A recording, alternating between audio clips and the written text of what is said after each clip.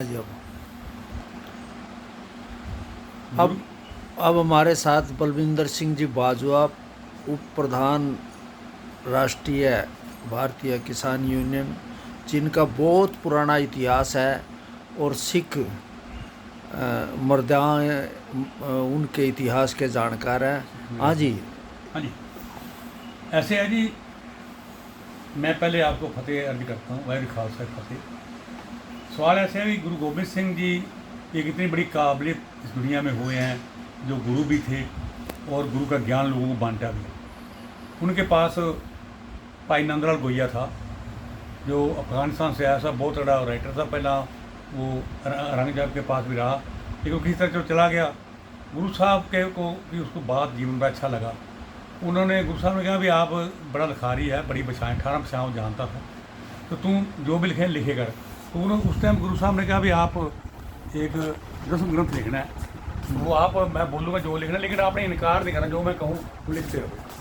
तो लिखते लिखते गुरु साहब ने उसमें कहा, रैत प्यारी मुझको सिख प्यारा ना है। हाँ। वो उसने लिखना बंद कर दिया, कहते लिख आगे। हाँ। कहने लगे लिखो क्या यार, तो जो लिख रहे हो सिख पहले थोड़े आपसे नाराज हो जाएंगे। हाँ। कि आपका तो रैत प्यारी मुझको सिख प्यारा नहीं, सिख प्यारा नहीं तो भाग जाएँ जो भी हैं, पहले भी थोड़े हैं और इतना ऊपर से इतना हमारे तो हमले हो रहे हैं। आप जुल्म के ख़िलाफ़ लड़ोगे, कैसे लड़ोगे? तो उन्होंने फिर कहा बेस तेरी मर्जी है, तेरी इच्छा है भाई। तो उन्होंने जो गुरु गोबिंद सिंह जी सुबह लिखते थे 9 से 11, वो शाम को 3 से 5 बजे कथा भी करते थे। तो उन्होंने कहा चलो भाई आज नहीं कथा नहीं करेंगे। तो शाम को भाई नंदलाल गोहिया का लड़के को सांप लड़ गया, कुदरती वो मर गया। तो वो कहने के रोड़ा पड़ गया अनंतपुर में, वो लड़के को सांप लग गया। तो उसके बाद उन्होंने कहा कोई छोड़ न लाओ, इनको रखो। तो भाई नंदलाल गोहिया को ये हुआ कि ये लड़के को पंजाबी सरजीत करेंगे बच्चे ਨੂੰ। भाई नंदलाल गोहिया ने उन्होंने ये शक हुआ सारे भाई ये सरजीव करेंगे। तो उन्होंने कहा जी ये पढ़ा है आपके पास, उन्होंने कहा इसको दिलाओ अच्छी जगह पे रखो, अच्छी साफ जगह पे रखो। कुर्बान रखा, रात पड़ी, दिन चढ़ा, उन्हें दिन के सरजीव करते हैं गुरु साहब ताकत है। तो उन्होंने कहा कोई नहीं रखो। फिर 12 बजे 1 बजे कहते इसमें तो स्मेल आनी शुरू हो गई है। तो फिर क्या हुआ, बच्चा तेरा लड़का नहीं है, तेरा बेटा है। तो करते करते वो शाम आ गई। तो गुरु साहब क्या करना, कि इसको रखो, तुम्हारा बच्चा है, बेटा है।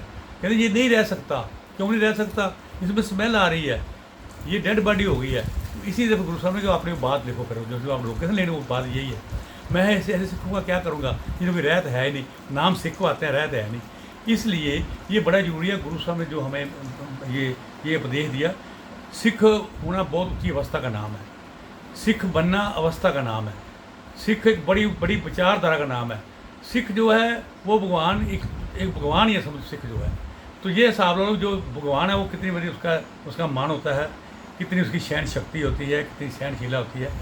सिख जो है वो गुस्सा नहीं करता, वो नाराज नहीं होता, वो ना डरता है ना डराता है। 2 काम करता है, ना डरता है ना डराता है। वो प्यार करता है और वो इतना प्यार देता है वो हर एक को जीत लेता है। ये सिख की पहचान है। तो इसलिए गुरु गोबिंद सिंह की देन थी, ये उनका उपदेश था कि मेरे को रहत वाला सिख चाहिए, जिसका रहत है वो मेरे को चाहिए। मेरे को मेरा सिख भरावे में नहीं चाहिए, रहत प्यारी मुझको सिख प्यारा ना है। इसलिए वो आदमी की रहत देखते हैं, सूझ देखते हैं।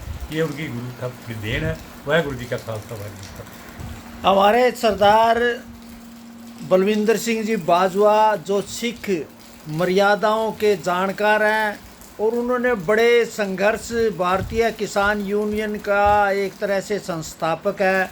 आज उन्होंने जो गुरु महाराज ने जो कहा कि रहत प्यारी जो मर्यादा है वो ही उसको पक्का सिख माना जाएगा।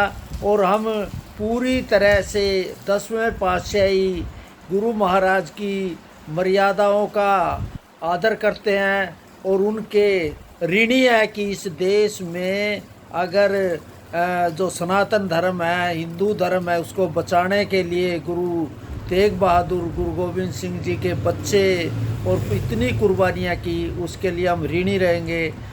वाहिगुरू जी का खालसा, वाहिगुरू जी की फतेह।